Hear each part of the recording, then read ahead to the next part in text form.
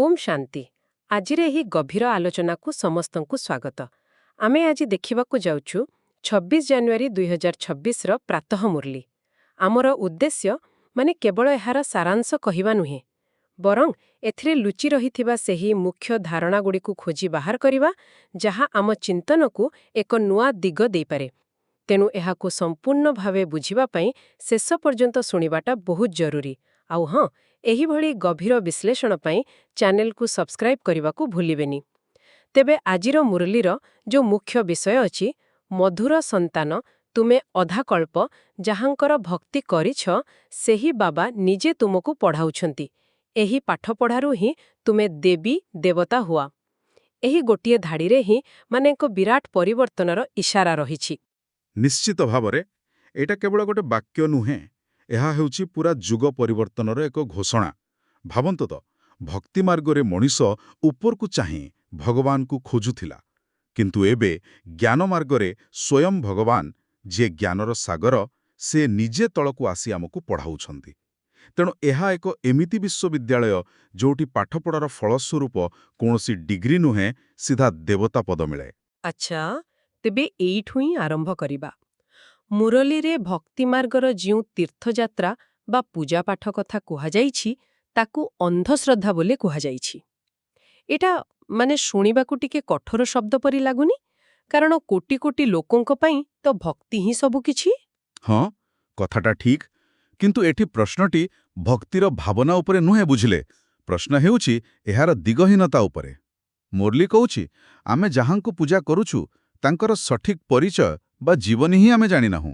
ओहो, जेमिति उदाहरण दिया जाइछि, लोके लक्ष्मी को धन पई पूजा करंती, ठीक अछि, किंतु जदि पचरा जाए जे लक्ष्मी केबे राज्य करुथिले, केउठी करुथिले, तांको राजवंश केते काल थिला, तेबे केही कहि परिबे नाही।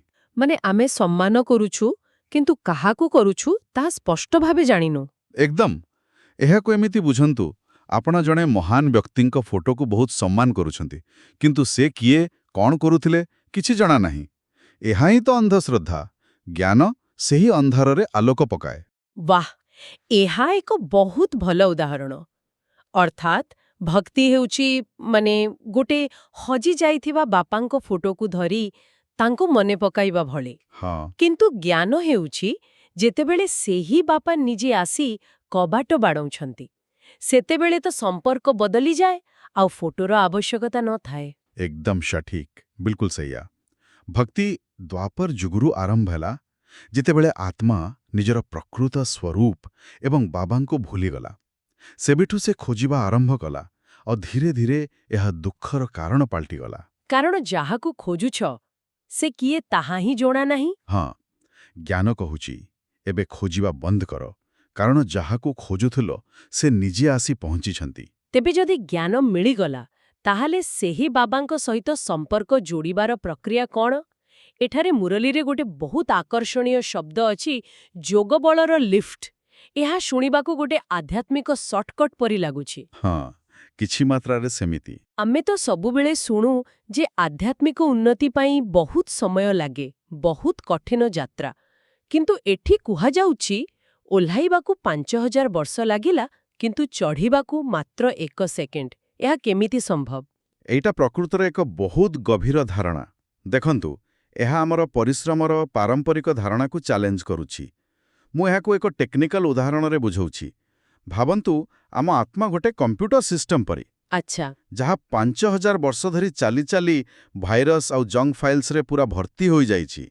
आमे जदि गोटिए गोटिए फाइल डिलीट करबाकू चेष्टा करिबा तेबे बहुत समय लागिबो। हाँ, ताहा ही सीढ़ी चढ़िबा। एकदम, किंतु जोगबलर लिफ्ट होइछि सेही सिस्टम को सीधा मास्टर सर्वर माने परमात्मांक सहित कनेक्ट करिबा आउ पूरा फॉर्मेट करि दे गोटे नुआ शुद्ध ऑपरेटिंग सिस्टम इंस्टॉल करिदबा। ओहो, फॉर्मेट करिदेबा भଳି। हाँ, एही प्रक्रिया रे तो समय लागे नाही। वाह, एहा तो पूरा परिप्रेक्षीकु ही बदलाई देला।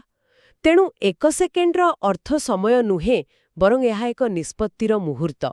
एकदम, जेतेबेले आत्मा निजको मु शरीर बदଳରେ मु आत्मा सेही परमात्मांकर संतान बोली स्वीकार करेनी, सेही मुहूर्तरे ही परिवर्तनर आरंभ। बिल्कुल, आत्मा सतो प्रधानरु तमो प्रधान हेबाकू 84 जन्मर एक लंबा यात्रा करिछि। ଏଟା ପ୍ରକୃତିର ନିୟମ। ଯେମିତି ଗୋଟେ ବ୍ୟାଟେରୀ ଧୀରେ ଧୀରେ ଡିସ୍ଚାର୍ଜ ହୁଏ, କିନ୍ତୁ ଗୋଟେ ଡିସ୍ଚାର୍ଜ ହୋଇଥିବା ବ୍ୟାଟେରୀକୁ ଚାର୍ଜ କରିବା ପାଇଁ ପାୱାର ସୋର୍ସ ସହିତ କେହି ମୁହୂର୍ତ୍ତର କନେକ୍ସନ ହିଁ ଯଥେଷ୍ଟ।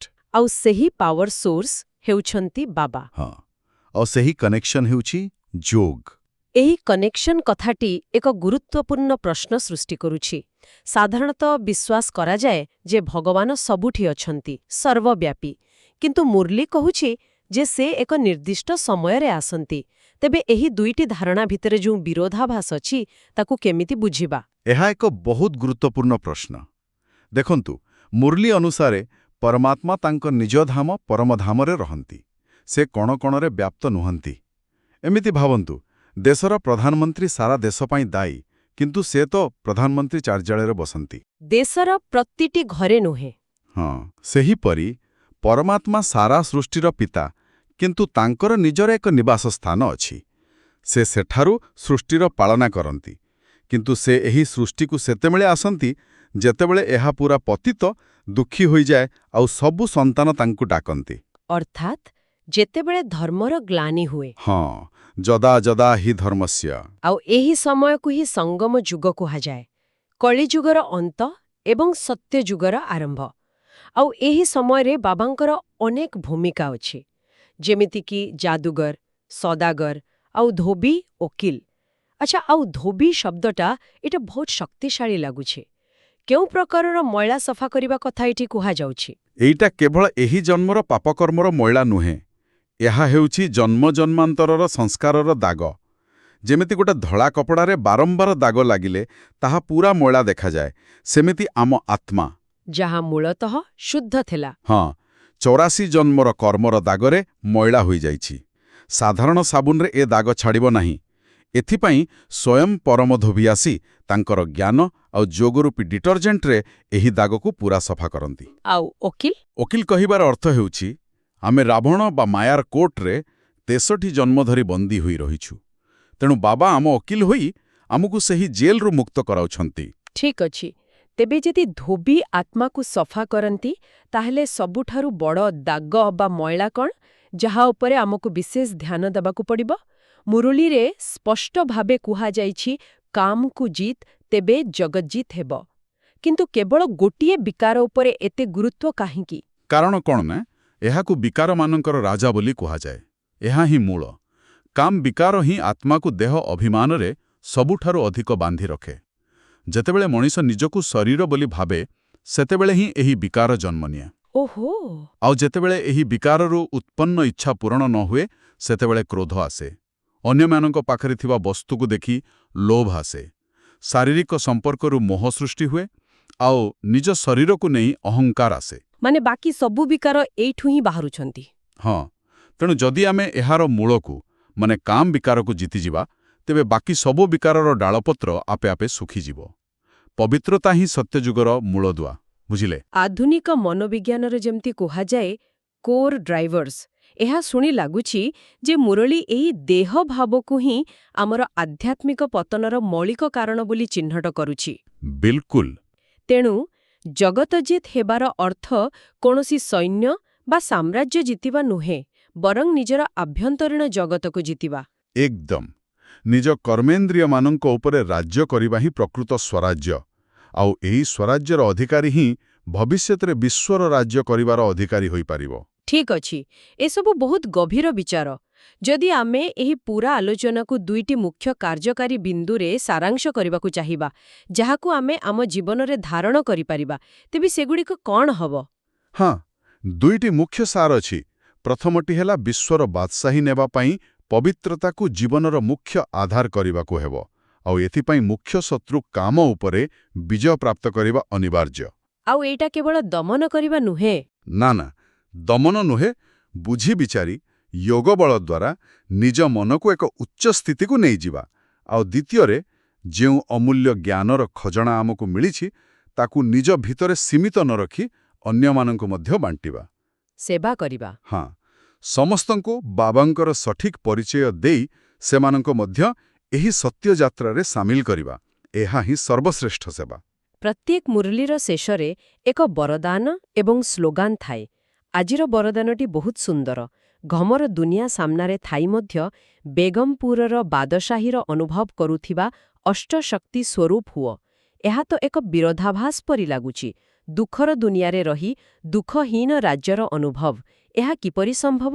ଏହା ସମ୍ଭବ ଯେତେବେଳେ ଆମେ ନିଜ ସ୍ଥିତିକୁ ବଦଳାଇ ଦେଉ। ଗୋଟେ ଉଦାହରଣ ନେବା। ଜଣେ ଗଭୀର ସମୁଦ୍ରର ଗବେଷକ ମାନେ ଡିପ୍ ସି ଡାଇଭର, ହଁ, ସେ ପାଣି ଭିତରେ ଥାଏ, ତା ଚାରିପଟେ ପ୍ରଚଣ୍ଡ ଚାପ, ଅନ୍ଧକାର, ବିପଦ ସବୁକିଛି, କିନ୍ତୁ ସେ ନିଜର ସୁରକ୍ଷିତ ସୁଟ୍ ଭିତରେ ଥାଏ। ଯେଉଁଠି ସେ ସହଜରେ ନିଶ୍ୱାସ ନେଇପାରେ। ହଁ, ଆଉ ବାହାରର ଚାପ ତାକୁ ପ୍ରଭାବିତ କରେ ନାହିଁ। ସେହିପରି ଆମେ ଏହି ଦୁଃଖର ଦୁନିଆରେ ରହି ମଧ୍ୟ ଯଦି ଆତ୍ମସ୍ମୃତି ଏବଂ ବାବାଙ୍କ ସ୍ମୃତିର ସୁରକ୍ଷା କବଚ ଭିତରେ ରହିବା, ତେବେ ବାହାରର ଦୁଃଖ ଅଶାନ୍ତି ଆମକୁ ସ୍ପର୍ଶ କରିପାରିବା ନାହିଁ। ବାଃ, ବହୁତ ବଢ଼ିଆ ଉଦାହରଣ। ଆଉ ବେଗମପୁରର ବାଦଶାହ, ମାନେ ଆମେ କେବଳ ଦୁଃଖମୁକ୍ତ ନୁହେଁ, ବରଂ ସେହି ସ୍ଥିତିର ଶାସକ। ଏକଦମ ଏକ ସକ୍ରିୟ ସ୍ଥିତି। ଆଉ ସ୍ଲୋଗାନଟି ହେଉଛି, ଦୃଢ଼ତାର ଶକ୍ତି ସଦା ସାଥିରେ ଥିଲେ ସଫଳତା ଗଳାର ହାରଟେ। ଏହା ତ ସ୍ପଷ୍ଟ ଯେ କୌଣସି ବି କାର୍ଯ୍ୟରେ ଦୃଢ଼ତା ହିଁ ସଫଳତାର ଚାବିକାଠି। ହଁ, ଆଉ ଆଧ୍ୟାତ୍ମିକ ମାର୍ଗରେ ଏହା ଆହୁରି ଅଧିକ ପ୍ରଯୁଜ୍ୟ, କାରଣ ଏଠାରେ ମାୟା ବାରମ୍ବାର ଆମ ସଂକଳ୍ପକୁ ଦୁର୍ବଳ କରିବାକୁ ଚେଷ୍ଟା କରେ। ଯଦି ଆମ ସଂକଳ୍ପରେ ଦୃଢ଼ତା ଥାଏ, ତେବେ କୌଣସି ବି ବିଘ୍ନ ଆମକୁ ହରାଇ ପାରିବ ନାହିଁ। ନିଶ୍ଚିତ ଭାବରେ। ତେବେ ଆଜିର ଆଲୋଚନାରୁ ଏହା ସ୍ପଷ୍ଟ ଯେ ଭକ୍ତିର ରାତି ଶେଷ ହୋଇ ଜ୍ଞାନର ସକାଳ ହୋଇଛି ଏବଂ ସ୍ୱୟଂ ଭଗବାନ ଆମକୁ ଶିକ୍ଷକ ରୂପେ ମିଳିଛନ୍ତି, ଯିଏ ଆମକୁ ମଣିଷରୁ ଦେବତା ହେବାର ପାଠ ପଢ଼ାଉଛନ୍ତି। ଆଉ ଏହି ଆଲୋଚନା ଶେଷରେ ଚିନ୍ତନ ପାଇଁ ଗୋଟିଏ ପ୍ରଶ୍ନ ଛାଡ଼ିଯିବାକୁ ଚାହୁଁଛି। ମୁରଳୀର ଅବ୍ୟକ୍ତ ଇସାରାରେ କୁହାଯାଇଛି, ନିଜ ସଂକଳ୍ପର ତୁଫାନ ବା କୌଣସି ବି ବିଘ୍ନରୁ ମୁକ୍ତି ପାଇବା ପାଇଁ ଯୋଗଯୁକ୍ତ ଏବଂ ଯୁକ୍ତିଯୁକ୍ତ ହୁଅ। ଏହାର ଅର୍ଥ, ଯେପର୍ଯ୍ୟନ୍ତ ଜଣେ ଯୋଗଯୁକ୍ତ ହୋଇନାହିଁ, ସେପର୍ଯ୍ୟନ୍ତ ସେ ବିଘ୍ନଯୁକ୍ତ ହୋଇ ରହିବ। ତେବେ ପ୍ରଶ୍ନଟି ହେଉଛି, ଆଜି ଅଧିକ ଯୋଗଯୁକ୍ତ ହେବା ପାଇଁ ଏବଂ ବିଘ୍ନରୁ ମୁକ୍ତ ରହିବା ପାଇଁ କେଉଁ ଗୋଟିଏ ଛୋଟ ପଦକ୍ଷେପ ନିଆଯାଇପାରେ? ଏହା ଏକ ବହୁତ ଶକ୍ତିଶାଳୀ ପ୍ରଶ୍ନ। ଯଦି ଏହି ଆଲୋଚନା ଆପଣଙ୍କୁ ପ୍ରଭାବିତ କରିଛି, ତେବେ କମେଣ୍ଟ ବକ୍ସରେ ଓମ୍ ଶାନ୍ତି ଅବଶ୍ୟ ଲେଖନ୍ତୁ। ଶାନ୍ତି ଏବଂ ଆନନ୍ଦ ବିସ୍ତାର କରିବା ପାଇଁ ଏବଂ ବାବାଙ୍କର ଆଶୀର୍ବାଦ ପାଇବା ପାଇଁ ଏହାକୁ ନିଜ ବନ୍ଧୁ ଏବଂ ପରିବାର ସହିତ ସେୟାର କରନ୍ତୁ। ଓମ୍ ଶାନ୍ତି। ଆପଣ ଶୁଣୁଛନ୍ତି ରେଡିଓ ତୋଷାଳୀ, ଆମ ମାଟିର ସ୍ୱର।